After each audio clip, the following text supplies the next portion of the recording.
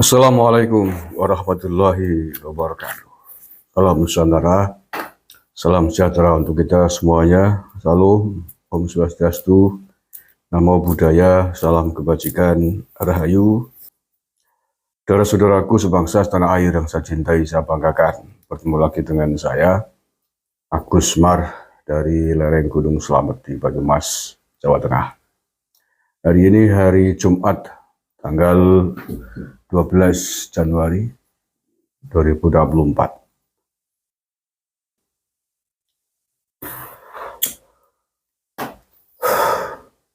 Saya masih mau membahas fenomena Pak Mahfud MD, Pak Menko Polhukam, yang kemarin menerima rombongan puluhan orang dari petisi 100 yang ingin melengsarkan Pak Jokowi. Bahasa kerennya memaksulkan. Ada yang ingin saya pertegas lagi di video ini. Seandainya peristiwa itu terjadi di era Orde Baru, eranya Pak Harto, kira-kira apa yang akan terjadi dengan Pak Harto terhadap Pak Mahfud MD? Gak usah jauh-jauh, seandainya itu terjadi di Arab Saudi atau di negara lain yang presidennya tegas dan keras, apalagi di Korut ya. Mungkin hari ini sudah tinggal nama ya, Pak Mahfud MD. Ketika itu terjadi di eranya Pak Harto, saya kira Pak Mahfud juga mungkin hari ini sudah tidak duduk sebagai Menko Polhukam. Saya pastikan itu.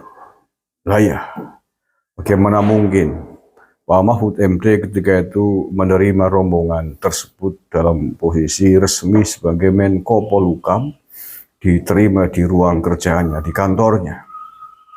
Tahu Menko Polhukam, menteri itu siapa sih? Menteri itu adalah pembantu presiden, tangan kanannya presiden. Ada gerombolan orang yang datang, izin datang bertemu untuk menurunkan presidennya, bosnya, pemimpinnya. Presiden kan bosnya Pak Mahfud MD, pemimpinnya.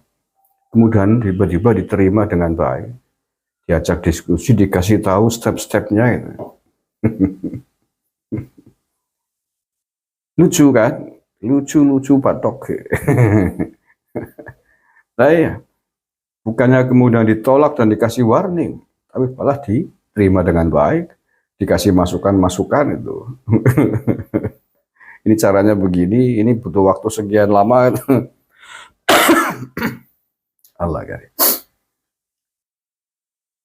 Nah itu kan saya ibaratkan lagi, ibarat dia penunggu rumah, ditugaskan oleh bosnya, pemilik rumah, untuk menjaga keamanan di rumah itu. Kemudian ada surat dari gerombolan perampok yang datang berambisi untuk membunuh sang pemimpin, sang tuan rumah, bosnya, yang bertanggung jawab di rumah itu, pemiliknya. Bukannya diusir atau minta tolong security untuk nangkap mereka gitu ya, tapi malah diterima dengan baik dan dikasih tahu, ini mas perampok ya, saya biarkan begitu aja lah. Ya karena pemakzulan presiden itu kan sama dengan gerakan makar, ingin menurunkan presiden di tengah jalan kan udah masuk kategori makar menurut saya. Kategori ingin menjatuhkan presiden di tengah jalan, ya bahasa konstitusional atau tidak terserah. Tapi itu adalah gerakan makar, ingin menjatuhkan presiden di tengah jalan. Itu tadi, ibarat perampok datang, diterima dengan baik, dikasih suguhan, dikasih wedang, ya. Diajak diskusi. Oh susah mas, berarti kalau mau merampok bos saya hari-hari ini waktunya mepet, besok aja. Ini saya kasih tahu ya, caranya etapenya begini. Kamu datang lewat pintu ini. Ini pintu rumahnya ini yang biasa dilalui oleh Pak Presiden. Nah, ini kalau sudah kamu lalui semua, kamu bisa masuk ke ruangannya bos saya, pimpinan saya. Kamu baru bisa membunuh pimpinan saya, merampok harta benda di rumah ini. Kan kasarannya kan seperti itu kalau kita mau menyederhanakan persoalan contoh gitu ya. Nah ya, kalau saya jadi Pak Jokowi udah, kamu apa-apaan sih Pak Mahfud, saya percaya menjadi Menko Polhukam lah. Maling-maling mau makar, mau memaksulkan saya kok diterima di ruanganmu, dikasih makan minum, malah dikasih tahu jalan-jalannya sih gimana? Kamu membunuh saya, kamu setuju dengan perampok-perampok itu saya dimaksulkan, kan begitu. Nggak tahu Pak Jokowi baik banget memang ya Pak Jokowi loh. Kayak gini aja masih banyak yang menuduh beliau gila kekuasaan, otoriter dan lain sebagainya. Apapun pilihan partai politiknya, hari ini saya masih tetap bersama Pak Jokowi. Karena beliau adalah presiden yang sah, yang bisa menentukan abang hijaunya negara ini. Saat sidangnya hari ini. Saya sekali lagi nggak bisa menerima sikap yang telah dilakukan oleh Pak Mahfud MD, yang kemudian ditangkap bola itu oleh Puan Maharani melalui wawancara dengan media. Yang mempersilahkan juga kalau ada rakyat aspirasi ingin maksudin gitu.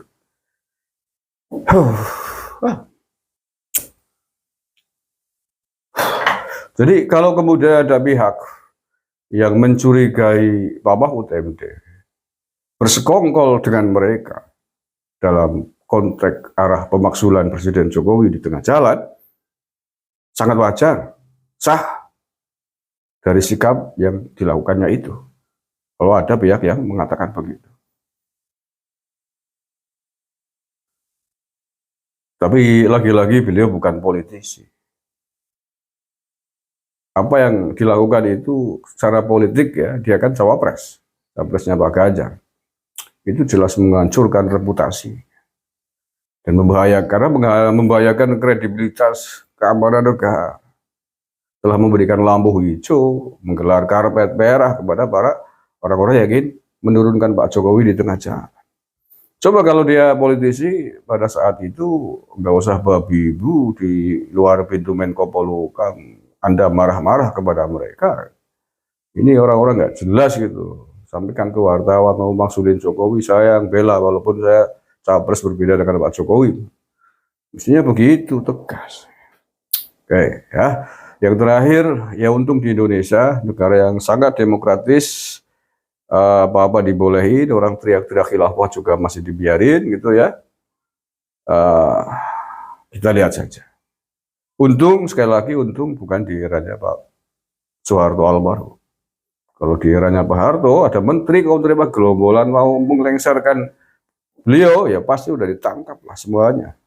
Menteri yang ditangkap, orang-orangnya ditangkap. Bukan dikasih hati, dikasih rempelak, dikasih pedang kopi, dibukakan jalan, dikasih tahu malah lo stepnya. Aduh ya perampoknya Ciglongan, Carawang Banyumas. Perampoknya ya, oh yes, terima kasih. Besok akan kita pelajari ini jalan-jalan menuju rumah sang presiden. Kita hajar, kita curi kekuasaannya. Allah ya karim, terima kasih. Assalamualaikum warahmatullahi wabarakatuh.